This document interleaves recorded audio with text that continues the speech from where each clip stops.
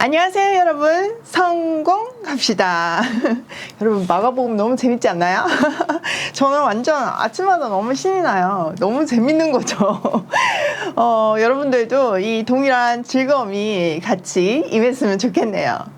여러분, 제가 질문이 있는데요. 사람이 기적을 경험하면 하나님을 믿게 될까요? 사람이 완전히 변할까요? 주님을 완전하게 알게 될까요? 아니에요. 그 증거가 오병이어 기적이었어요. 여러분, 오병이어의 기적은 정말 엄청난 사건이잖아요. 근데 그 사건을 경험한 수많은 사람들이요, 뒤에 예수님이 그 오병이어 사건에 대한 해석을 해줬을 때 떠났어요. 심지어 제자들까지 떠났어요. 또 주님이 부활하신 이후에도 그들은 부활하신 주님을 보고 막 엄청 두려워했어요. 그런데 십자가 사건을 그들이 알고 있는 구약을 들어서 해석해 줬을 때, 아주 쉽게 성경 공부 시켜줬을 때 비로소 그들의 가슴이 뜨거워졌다고 엠마오 제자들의 이야기에 나오잖아요. 그 성경 해석이 결국은 교회 시대를 열 수 있었고, 그들이 교회 시대의 주역이 될 수 있었어요. 그러니까 그들이 기적을 체험해서가 아니라 그 기적들을 해석하게 됐을 때, 구약 예언의 성취로 오신 예수님의 이야기를 해석하게 됐을 때 비로소 그들이 제자로서의 삶을 살 수 있었던 거예요. 물론 기적이 순식간에 문을 여는 역할도 하죠. 근데 그것을 계속 유지시키거나 그 더 깊은 곳으로 가지는 못한다는 이야기예요. 결국 말씀을 통해서 주님을 알아갈 때 비로소 우리는 주님의 찐 제자가 될 수 있는 거예요. 오늘 그 증거를 제자들이 보여준답니다. 자, 제자들은요, 오병이어의 기적을 통해서 완전 흥분해 있었어요. 자기들의 선생님이 그들이 그토록 기다려오신 로마의 압제에서 벗어나게 해줄 메시아, 그 메시아 왕국의 왕으로서 손색이 없다는 것이 수많은 대중 앞에서 증명이 된 사건이었거든요. 실제로 오병이어 사건으로 대중들은요, 예수님을 왕 삼으려고 했어요. 당연하죠. 병 고쳐주죠, 귀신 쫓아주죠, 게다가 먹는 문제까지 해결해주니까 솔직히 이보다 더 좋은 대선주자는 없었던 거예요. 자, 이런 배경에서 이제 본문을 들어가서 보도록 할게요.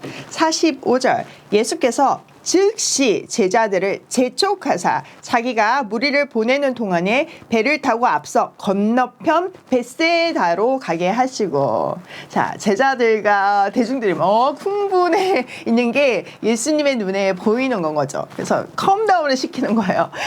무리들은 해산시키고요, 제자들은 막 즉시, 여기 아주 즉시라고 강조되어 있잖아요. 즉시 배를 태워서 건너편 벳세다로 가게 하세요. 자, 목적지 어디라고요? 벳세다였어요. 자, 그 다음 46절, 무리를 작별하신 후에 기도하러 산으로 가시니라. 이렇게 무리를 다 해산시키고 예수님은 홀로 산에 가서 기도를 하십니다. 자, 47절, 저물매 배는 바다 가운데 있고 예수께서는 홀로 무태에 계시다가, 자, 날이 저물었어요.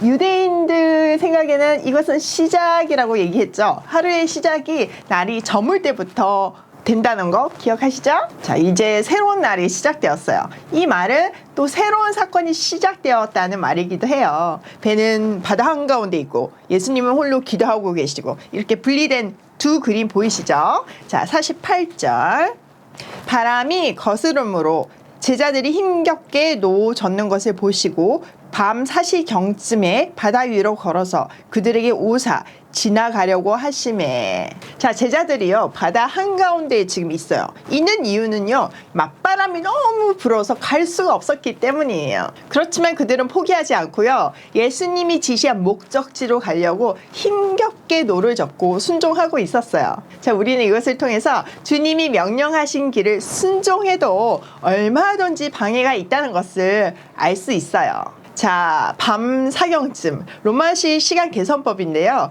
거의 새벽 3시에서 6시 사이를 얘기해요. 그러니까 밤은 깊을 대로 깊고 이제 새벽이 오려는 그 교차점인 걸 알 수 있죠. 이때 예수님께서 바다를 막 걸어가지고요, 그들에게로 가시다가 그들이 지나쳐서 가려고 하셨어요. 고난이 가장 깊은 순간, 절망의 순간이 주님이 일하시는 순간이란 거 보여주는 거죠. 자, 49절. 제자들이 그가 바다 위로 걸어오심을 보고 유령인가 하여 소리 지르니 그들이 다 예수를 보고 놀람이라. 이에 예수께서 곧 그들에게 말씀하여 이르시되 안심하라 내니 두려워하지 말라 하시고. 예, 제자들은요 주님이 막 바다로 걸어오시는 모습을 보면서 유령이다 이러면서 소리를 질렀어요. 유대인의 인식으로는요 바다는 세상이었고 악한 것들이 다 바다에서 올라온다고 생각을 했어요. 그래서 바다에 지금 풍랑이 있다는 거는 사단의 역사라고 생각하고 있는데 그 위에 누구가 나타나서 걸어가잖아요. 그러니까 이제 그들을 괴롭게 하는 그 실체가 눈앞에 나타난 거라고 생각을 하니까 무서워서 소리를 지를 수밖에 없는 거예요. 왜 우리가 어릴 때 귀신 얘기하다가 갑자기 옆에서 욱 이렇게 하면 막 깜짝 놀라잖아요. 마찬가지로 지금 막 무서워 있는데 딱 나타나니까 완전 자지러진 거죠. 예수님은요 안심해라 나다 두려워하지 마라 이렇게 얘기하셨어요. 자, 여기서 나다라는 거는요 헬라식 표현으로는 에고 에임이고요, 또 구약 성경 70인 역으로는 여호와의 자기 계시로 사용돼요. 그 대표적인 예가 모세가 하나님께 이름을 묻잖아요. 그때 나는 스스로 있는 자다 이렇게 표현하시잖아요. 그게 바로 이 표현이에요. 그러니까요 예수님은요 나다라는 이 말 속에 자신의 신적인 권위를 드러내고 있는 건 거예요. 이미 오병이어의 기적으로 초자연적으로 사람들을 먹이신 것 같이 이제 바다 위를 걸어오심으로 자연을 다스리시는 창조주이심을 확실히 보여주고 있는 거예요. 자, 51절. 배에 올라 그들에게 가시니 바람이 그치는지라 제자들이 마음에 심히 놀라니 이는 그들이 그 떡 떼시던 일을 깨닫지 못하고 도리어 그 마음이 둔하여 졌음이러라. 네, 예수님이 제자들이 탄 배에 오르시자 바람이 그쳤어요. 제자들은 엄청 놀랐어요. 그들은요 빵을 먹이신 그 기적을 깨닫지 못하고 마음이 이미 그것으로 인해서 막 왕 삼아야지 이 욕심으로 꽉 차 있으니까 예수님의 실체를 보는 데는 마음이 무뎌져 있었던 건 거예요. 그러니까 기적을 보고도 깨닫지 못했을 뿐 아니라 그 기적이 오히려 그들의 마음을 닫고 눈을 가리고 있었다는 것을 보여주는 거죠. 다른 복음서에 보면 여기서 베드로가 무리를 걷게 해달라고 예수님께 청하고 또 물에 빠지고 막 이런 장면들이 나와요. 마가복음은 사복음서의 첫 번째 복음서거든요. 그래서 많은 내용들을 생략하고 있어요. 이미 마태복음에서 우리가 그 부분을 좀 자세히 다뤘잖아요. 그러니까 제가 링크 달아 놓을 테니까 한번 다시 보는 것도 이 스토리를 풍성하게 이해하는 데 도움이 될 것 같아요. 그런데 지금 여기서는 우리는 마가의 관점에서 이 사건을 집중해서 한번 보면 좋겠어요. 뭐 저 같은 경우에 디자인을 할 때도 뭐 이런 디테일도 있고 저런 디테일도 있고 이러면 좋겠지만 사실은 본질을 드러내기 위해서 그런 디테일들을 생략하는 경우가 되게 많거든요. 그러면 주제가 확 드러나거든요. 우리가 그림을 그릴 때도 마찬가지잖아요. 우리가 풍경화를 그릴 때만 있는 그대로 그리면 사실 이상한 그림이에요. 근데 강조하고 싶은 것을 강조하고 나머지는 생략하고 이런 거를 하고 있는데 마가는 지금 많은 것을 생략하고 그들이 깨닫지 못하는 것에 강조점을 두고 있는 거예요. 그러니까 그 마가가 말하고 싶은 포인트가 맨 마지막 구절인 거죠. 다시 한번 읽어볼게요. 이는 그들이 그 떡 떼시던 일을 깨닫지 못하고 도리어 그 마음이 둔하여 졌음이니라. 다시 한번 정리를 하면 그들은 오병이어의 기적을 체험했지만 기적을 깨닫지도 못했고 해석하지도 못했고 그 현상에 막 흥분되어져서 마음이 무뎌져 있었던 거예요.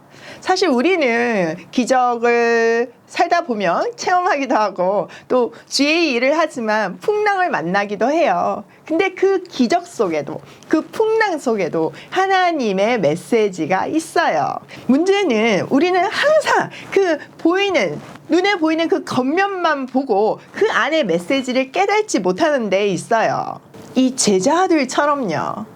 기적 앞에서 막 홍보는만 하고 그것을 내가 원하는 방법, 이 제자들은 지금 왕 삼는데 지금 포커스가 돼서 그것으로 이용을 하려고 했잖아요. 그 마음이 너무 크니까 풍랑 앞에서 그 풍랑을 주관하시는 분이 주님이심을 깨달지도 못하고 그 현상 앞에서 소리 지르기에 바빴어요. 심지어 주님이 나타나도 유령이다 라고 했잖아요.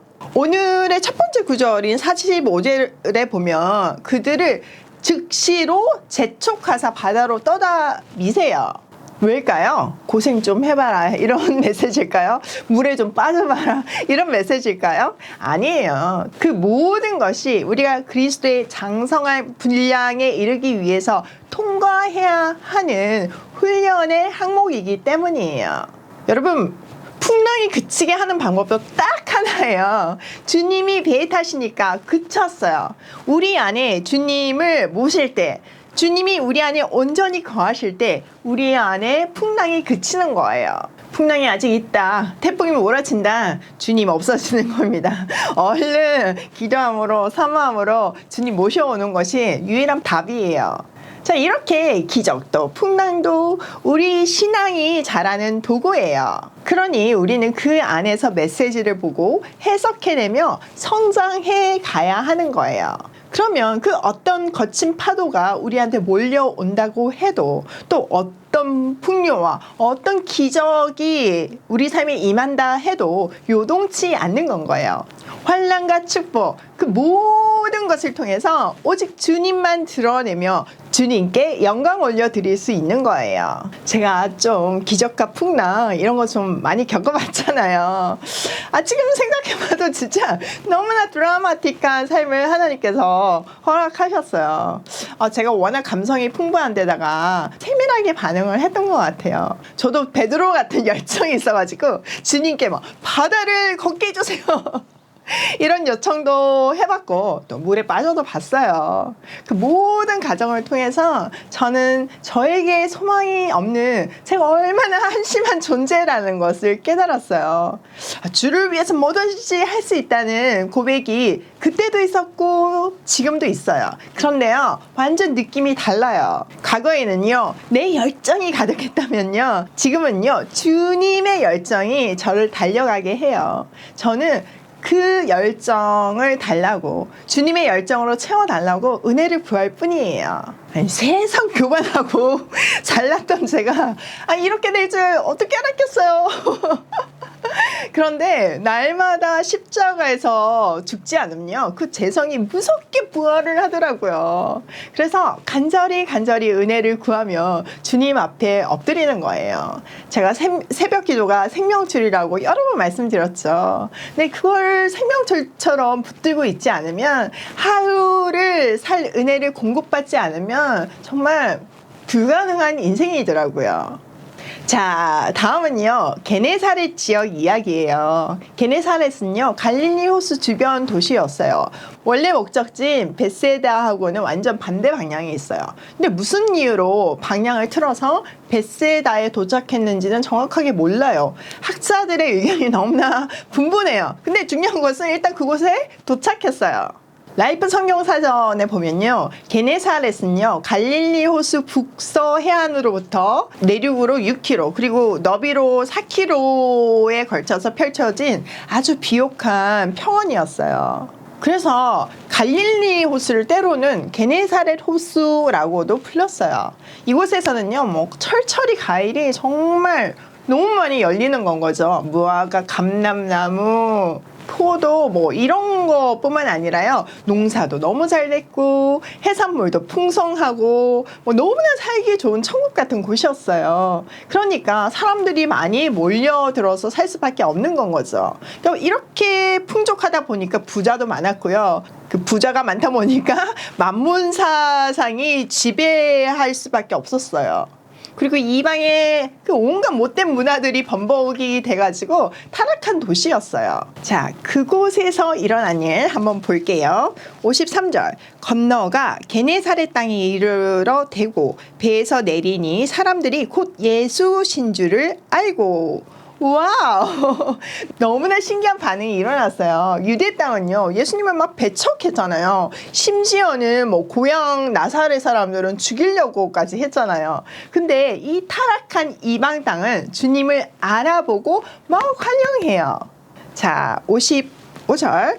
그 온 지방으로 달려 돌아다니며 예수께서 어디 계시다는 말을 듣는 대로 병자들을 침상째 메고 나아오니 아무데나 예수께서 들어가시는 지방이나 도시나 마을에서 병자를 시장에 두고 예수께 그의 옷가에라도 손을 대게 하시기를 간구하니 손을 대는 자는 다 성함을 얻으니라. 온 동네가 막 난리가 났어요. 예수님이 왔어. 그 병 고치고 귀신 고치는 그 예수님이 우리 동네도 왔어. 이러면서 막 그 지역의 어떤 조그만 마을들이 있잖아요. 막 동네방네 돌아다니면서 서로 막 소문을 내고 막 이러는 거예요. 그래서 예수님이 어디 계시다는 정보를 막 또 알려가지고 병자들을 막 메고 왔어요. 그리고 뭐 가까이 가지 않아도 이미 들은 게 많은 거죠. 그러니까 멀리서라도 옷가라도 스치면 낫는다는 걸 믿고 그런 행동들을 한 건 거예요.